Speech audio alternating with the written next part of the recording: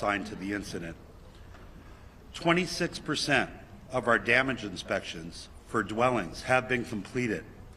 Impacted residents may visit recovery.lacounty.gov to view preliminary maps showing damage assessments.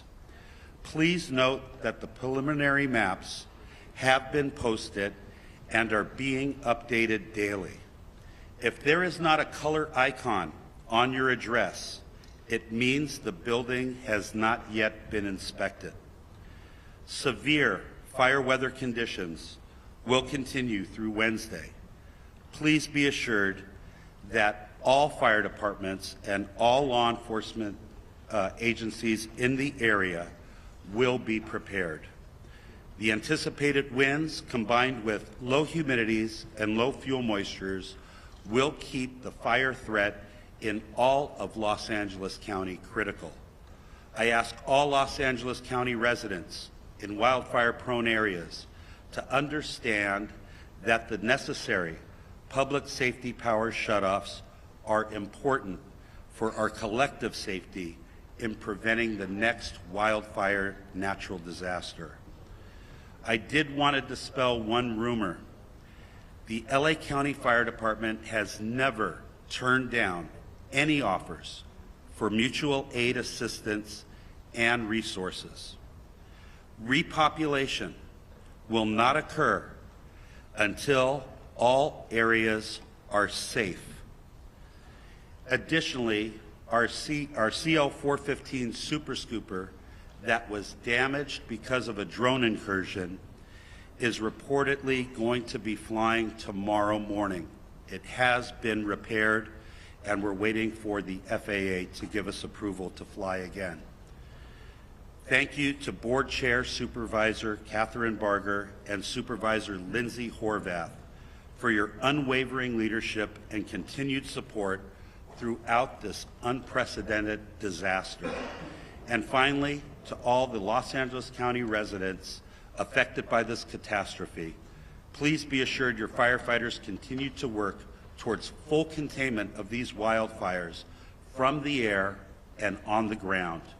We stand alongside each of you as you begin the repopulation of evacuated areas when safe and the rebuilding of your homes, your communities, and your lives. Thank you.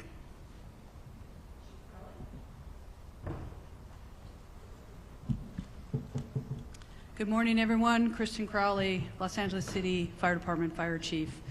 I'll just start off with just a moment to share with everybody out there that's been impacted by these wildland fires that the entire LAFD family, sworn and civilian, our city family, Mayor Bass, city leadership, everybody, our thoughts and hearts and prayers go out to you as we continue to push forward and mitigate this emergency. We understand the impacts, and we're working and will continue to work very, very, very hard for everyone.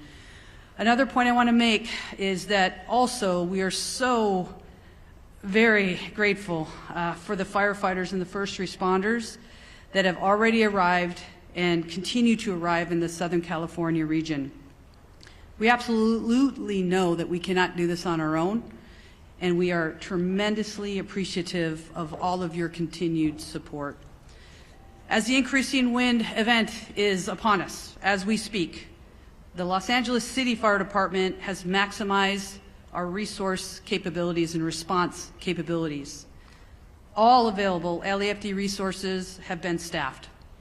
I have strategically pre-positioned engine strike teams and task forces which are dedicated to rapid response for any new fire that breaks out in the city. In addition, I've directed the Fire Prevention Bureau to augment wildfire patrols in high hazard areas. The Palisades fire, your LAFD remains committed to this fire, and we have a significant number of engines that have been dedicated to this fire. The crews that are involved, we have crews from up and down the state, outside of the state, have made excellent work overnight, mopping up flare-ups and hotspots. Their primary focus last night was on the Mandeville Canyon area, and this fire is now at 23,713 acres with 14% containment, with 5,123 personnel assigned to the Palisades incident. Firefighters will continue to work diligently throughout the day to increase containment and prevent further fire spread. Again, I want to focus my comments on the amount of resources that are here in the Palisades, from the first responders all the way up to our incident command teams. Again, we're going to keep working really, really hard for you. Just a brief comment on the Hearst fire. It's been held to 799 acres with 95% containment. Again, thank you to the community members that are out there for remaining vigilant. We are not in the clear. I want to make sure of that. We are not in the clear as of yet, and we must not let our guard down. As we have right now extreme fire behavior, and we need to make sure that the community is staying updated with the most information, updated information as well. Follow all evacuation warnings and orders without delay. And please, please stay safe. I would now like to introduce our next speaker, and that is Sheriff Luna. Thank you. Robert Luna, Sheriff of Los Angeles County. Regarding our deployment, we still have well over 1,000 of our Los Angeles County deputies out there working on 12-hour shifts. We have 172 California Highway Patrol officers. I'd like to thank the Commissioner who was with me yesterday, Sean DeRee, for all of his assistance. I also want to thank Major General Beavers. I was with him as well, and he has fortunately been able to increase the amount of National Guard assistance that he is giving us to up to 600. And he told me yesterday if we need more, we can ask for more, and we are strategically looking at that, analyzing it, and will ask as needed.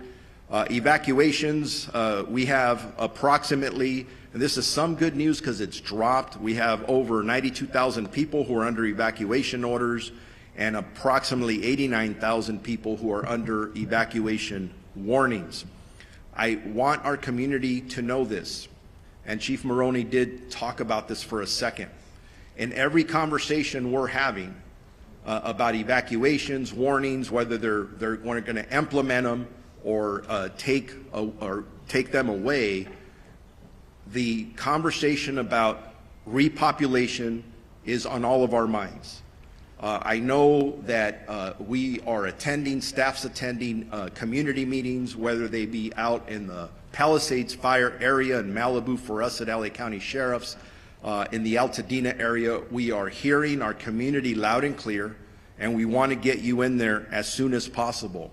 But I want to reiterate what is holding us up. This is very important. We are still, for the Altadena area, we are in the 3rd day of grid searching. It is a very grim task, and we, unfortunately, every day we're doing this, we're running across the remains of individual community members. That is not easy work, very sad to report, and I believe that work is not only going to continue, but I believe will continue to find remains. So please be patient with us. People are saying, I just want to go look at my house and I want to see what's left. We know that, but we have people literally looking for the remains of your neighbors. Please be patient with us. There's a lot of hazards in the area still. The area has not been rendered safe. Please be patient with us. And then we have the potential of crime scenes. And I'm not saying that's what it is. I'm just saying we have to think ahead because we can't go back from that. So please be patient with us. The curfew is still in effect, 6 p.m. To 6 a.m. for specifically the mandatory evacuation areas in both the Palisades impacted area and the Eaton fire impacted areas. Those are subject to change depending on need, one way or another. We understand, again, that people want to go back, but it is dangerous to do so, and we will not put anybody's safety at risk. I want to talk about arrest for the LA County Sheriff's area. Overnight, we had several other arrests. It brings it up to a total of 34 in our geographic area. We have 30 in the Eaton fire area, and we have 4 in the Palisades area. Last night specifically, again, for LA County Sheriff's jurisdiction, we arrested 4. 2 were for curfew violations. 2 were arrested for 1 drone incident. To my knowledge, we have now had 2 specific drone incidents that have resulted in 3 arrests. So as I talk to our community again, if you do not have business in the evacuation areas, do not go there. Please, you're infringing upon the work that our first responders need to attend to. And I do want to say, when I talk about these arrests, I want to clarify not all of them are for burglary or looting or for curfew violations. But it is very important when I say stay out, we are arresting people who are not supposed to be there, who do not live there, who are in possession of narcotics. We've arrested several with guns. And yeah, I'm going to tell you something.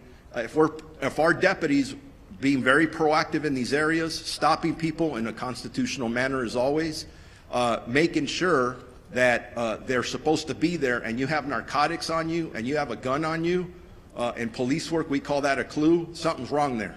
So that's why we're arresting people. Our search and rescue missions, up to through the 2 days, we have searched 1,874 properties. In regards to deaths, and again, I want to clarify, this is for the Los Angeles County area of responsibility. We have confirmed 21 deaths, 16 in the Eaton fire area, and 5 in the Palisades area.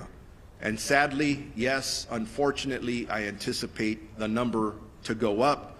Missing persons, we are actively, have 23 active missing persons reported, 17 in the Eaton fire area, 6 in the Malibu area. All of them are adults. Thank God there's no juveniles. But if you believe you have somebody who's missing, make sure you report that to us as soon as possible. For any updated information that anybody may have, questions, very important questions regarding evacuation orders or warnings, or any road closures, please go to lacounty.gov/emergency for assistance. The American Red Cross is doing an amazing job. Please contact them.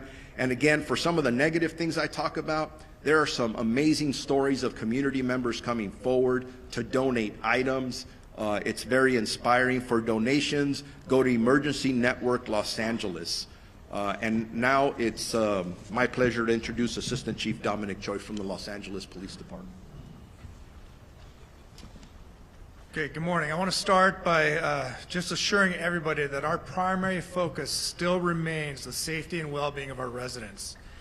These fires have caused significant disruptions, but we are working tirelessly with our partners to protect lives, property, and secure critical infrastructure. So as of this morning, LAPD has in the city 266 officers deployed to the Palisades fire. We also have support from our National Guard partners who have deployed 200 soldiers assigned to the incident. We're very grateful for their support. We also have dedicated resource investigating our missing persons reported. So at this time, as of this morning, 6 a.m., we have a total of 26 people reported missing in the city of Los Angeles. 17 of those individuals have been located safely. 9 of the 9 remaining, 2 most likely were found in the fires deceased, but they haven't been positively identified by a coroner's office yet, so those are still waiting to be identified. 1 individual, we believe, is located safely in a shelter, but that person, we're waiting for confirmation on that. There are 6 that remain unaccounted for, and we're diligently trying to identify and locate these people. So in total, in the city of Los Angeles, since Tuesday when these fires occurred, we have 3 fatalities. Again, 2 were found in the fires, and 1 was a burn victim that was transported earlier this week to a hospital. That person later passed away. If you want to make a missing persons report, you can do so either in person or over the phone. You can call any one of our 21 geographic stations and make that report, or you can call our missing persons investigation unit directly. I'm going to give you the number. It's 213-996-1800 and select option 3. That telephone is manned 24 hours a day currently. As of this morning, the City of Los Angeles, related to the fires, has a total of 14 arrests, 3 for curfew, 1 for impersonating a firefighter, 1 for possession of burglary tools, 4 for burglary, 1 for DUI, 1 for felony vandalism, and 3 for shoplifting. As the sheriff just mentioned, it's not just for looting or burglary that you're going to jail or curfew. If you're in the area, you don't belong in the area, you will be stopped and questioned, and whatever crime is being committed, you will be held accountable for that. So please stay away from these evacuation areas. Regarding escorts, we talked about this a little bit yesterday, but we tried to be compassionate and put together a team to escort residents to their homes to either retrieve small pets or their medication. But that line became exceedingly large, and it was causing more problems than solutions. We have halted this escort service for the safety of everyone involved. Currently, we don't have any timeline of when we're going to open up that service, if at all. So please be patient with us. We know you are waiting. If you are still waiting at any of these checkpoints to be let in or escorted, please do not wait there. You will not be let in or allowed to have an escort at this time. Also, another important reason for stopping these escorts is because we have search operations beginning. Over the next 48 hours, we'll be working alongside LAFD Search and Rescue, our ATF partners, as well as the LA County Coroner's Office throughout the burn areas, giving priority to those people that are reported missing in these burn areas. From there, grid search will take place that could result in crime scene preservation and then recovery of remains. We hope that the high volume of resources dedicated to this effort will expedite the process. And as many of you know, the dry conditions and winds increasing, it's possible that evacuation orders may increase.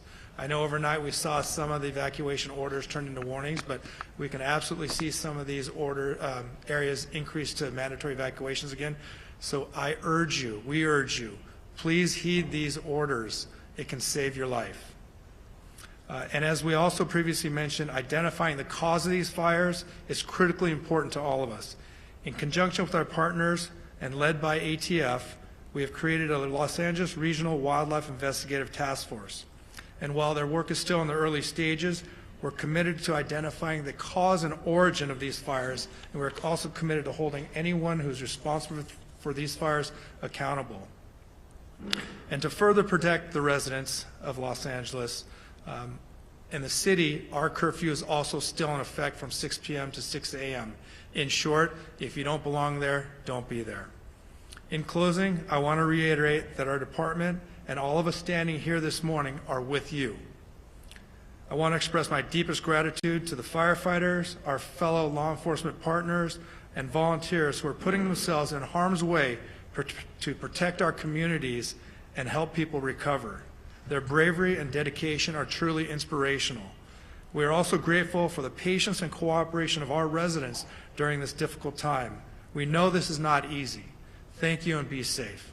At this time, I'd like to introduce Los Angeles County District Attorney Nathan Hochman.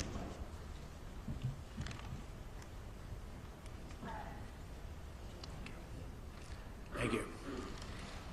With firefighters literally putting their lives on the line to save lives and to save homes, with law enforcement working around the clock to keep security at a high level, with over 200,000 people evacuated, and I'm one of them, and with people who have lost lives, lost homes, lost businesses, there are still people in our community who, rather than saying thank you, look at this as an opportunity to commit crime and to take illegal profit and advantage over the situation.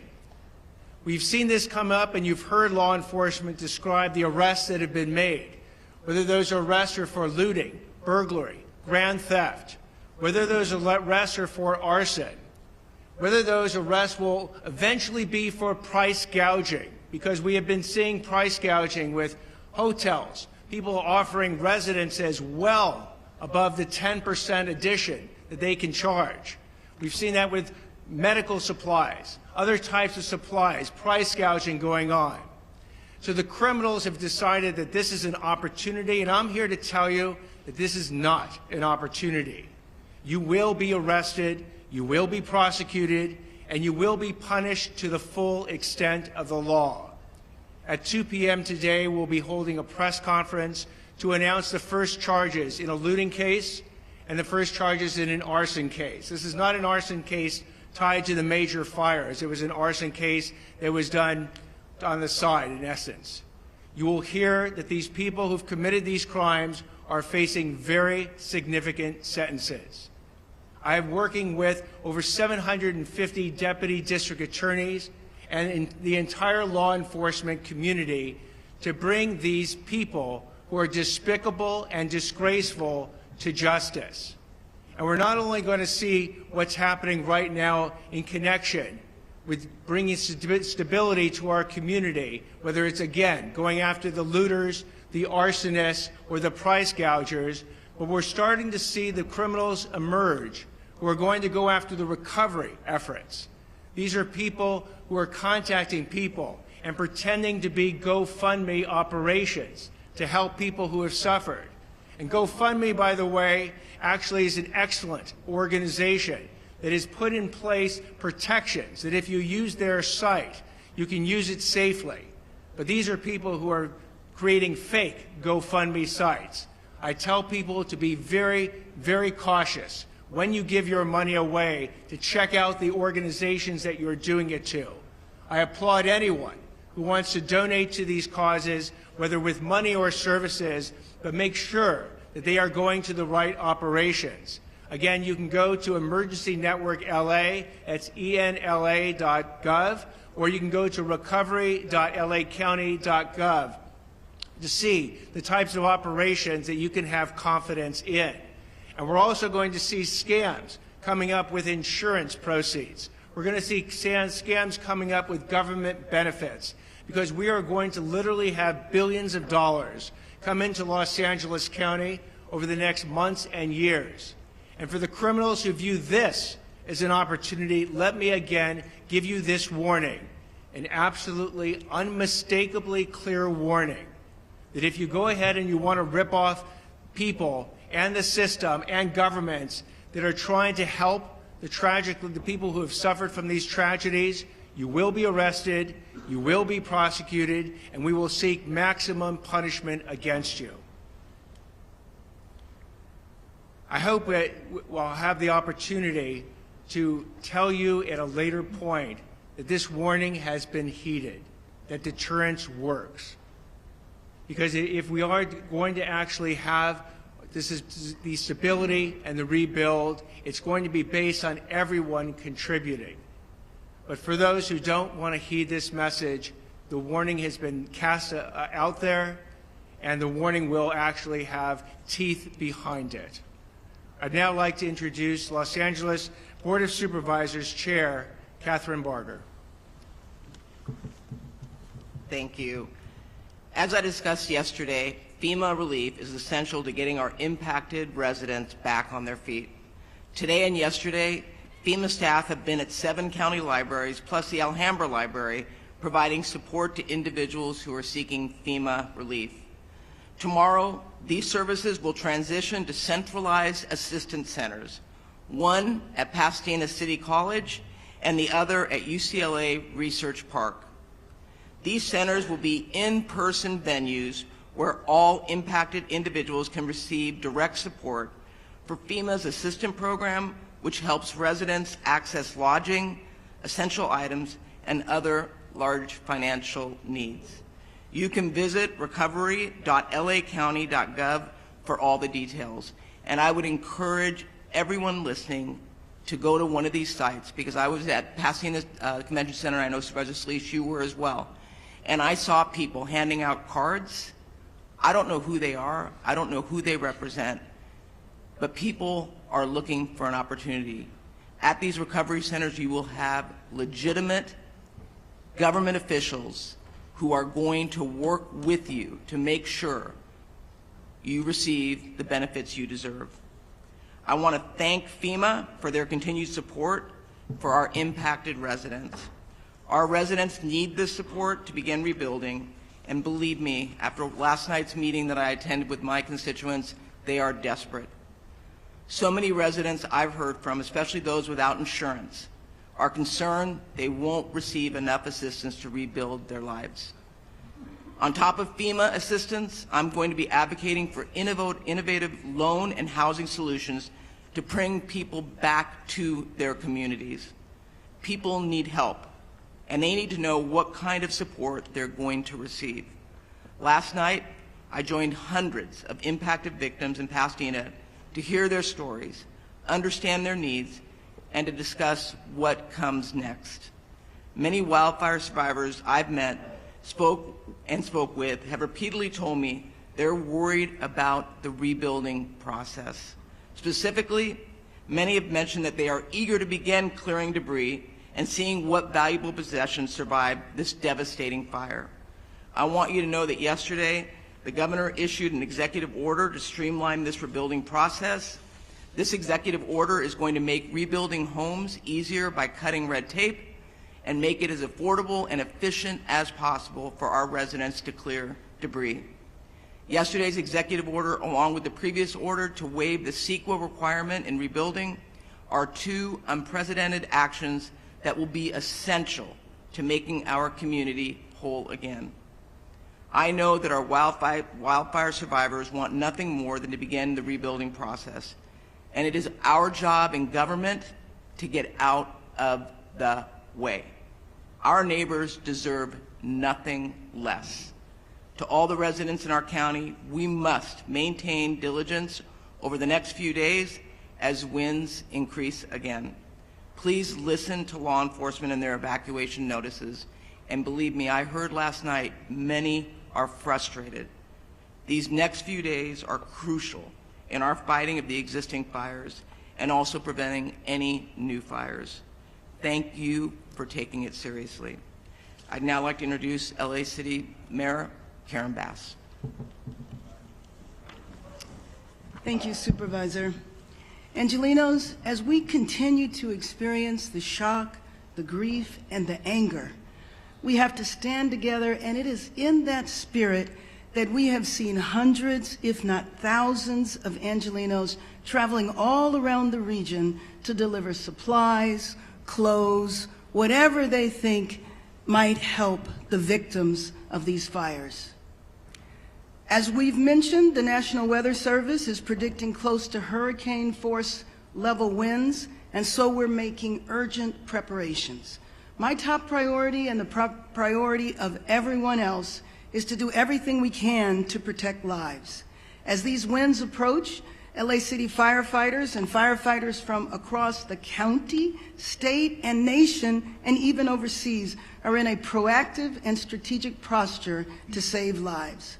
Firefighting resources from LAFD and fire departments from all over are positioned in strategic holding locations. DWP is deploying water tankers to augment water supply for firefighters.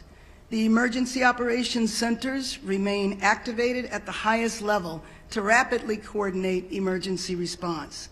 As we prepare for more wind, we're also urgently working to provide people with much needed resources. This week, as Chair Barger said, our city and county will launch in-person local assistance centers that are tailored to those affected by specific fires. These local assistance centers is for Angelenos impacted by the Palisades and Hearst fires, and they will open at the UCLA Research Park, which was formerly known as the West Side Pavilion. It will operate from 9 a.m. to 8 p.m. 7 days a week. These centers will help people who have lost vital records like birth certificates, driver's license, Social Security documentation. They will help people who've lost their homes or businesses apply for disaster relief loans, and they will provide referrals for mental health counseling and other services. We anticipate that there will be representation for over 20 city departments There will be representatives from the state and federal departments and agencies. Later today, we are also going to be releasing policies on the city level that will help with the rebuilding process.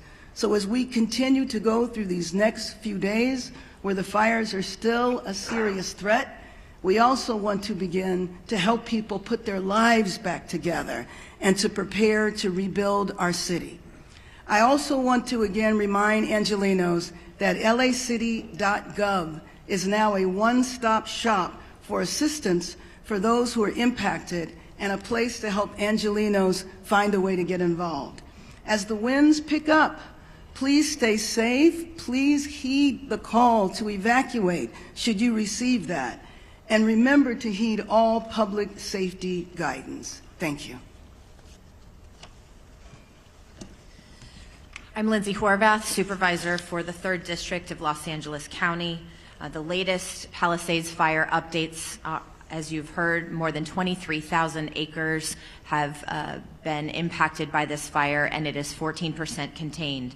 We have over 5,100 personnel, including 44 helicopters and 540 engines. The fire continues to hold along Mandeville Canyon, and we are grateful for our first responders and all those on the front lines fighting in this area. We know it is critical, and you are doing a great job. We've also made significant progress in Topanga Oaks, Sylvia Park, Temescal Ridge, to Mulholland. All of these areas have been under threat, and we are continuing to hold. Santa Monica has lifted their evacuation orders and downgraded to warnings in North San Vicente, moving from order to warning at 8 a.m. today. All of the warning areas have been lifted. A particularly dangerous situation has been issued. Strongest winds from Tuesday morning until Wednesday. We strongly encourage caution and vigilance. This is the weather prediction that the National Weather Service had going into last week's event. So these conditions are significant, they are serious, and we need you to follow all orders. All Santa Monica Malibu United School District schools will remain closed today. All Santa Monica campuses, except for Roosevelt Elementary, will be open. All LAUSD schools will be open today except Canyon Charter Elementary, Kenter Canyon Charter Elementary, Palisades Charter Elementary, Marquez Charter Elementary, Topanga Charter Elementary, Lanai Road Elementary, and Paul Revere Middle School. Our Department of Mental Health has resources for how to speak with our young people about wildfires at dmh.lacounty.gov. We need to support our children in this time and make sure they're able to talk about this tragedy. Our DMH helpline is 800-854-7771. Metro fares continue to be suspended for as long as conditions remain the same. We thank our chair of the Metro Board, Janice Hahn, and our CEO, Stephanie Wiggins, for their assistance. Palisades Post Office has been relocated to Rancho Park Post Office. Residents can pick up their mail at 11270 Exposition Boulevard on the first floor. Recovery.lacounty.gov has launched. You can find initial damage assessments as well as maps to indicate your property location and status, comprehensive list of county resources by department, federal, state, local, and nonprofit emergency assistance. Once again, that website is recovery.lacounty.gov. Our Department of Economic Opportunities East LA Entrepreneur Center and America's Job Centers of California open today as well to support impacted workers as well as small businesses. As far as public health updates, the air quality smoke advisory continues through next week. Please wear N95 masks outdoors. Fine particulates are airborne even in areas not impacted by the fires, especially children and older adults, especially those with serious health complications, are particularly at risk. LA County Department of Public Health is providing N95 masks at all evacuation shelters and to community-based organizations. When you are at home, please close your windows and doors, run the air conditioning or air purifiers if you have them, and check your filters regularly. In your car, close the windows and vents, turn your air conditioning on to recirculate. Do not, in any way, use leaf blowers or other actions that will push ash into the air. Follow all drinking water advisories, and due to ocean contamination, avoid the following beaches: Malibu Point at Surfrider Beach, Solstice Creek at Dan Blocker County Beach, and Inner Cabrillo Beach in San Pedro. To stay informed about the latest emergency orders, you can go to emergency.lacounty.gov. And I want to once again thank all of those who are on the front lines, keeping us safe through this very difficult time. All of our volunteers who have kicked into action to ensure that our community members are supported. And I also want to thank our governor for an additional executive order in addition to the one that he issued yesterday to expedite debris removal and to reduce the risk of mudslides. As we know, rain is predicted starting next week, and these complicated conditions may only worsen. We thank him for his foresight and his partnership.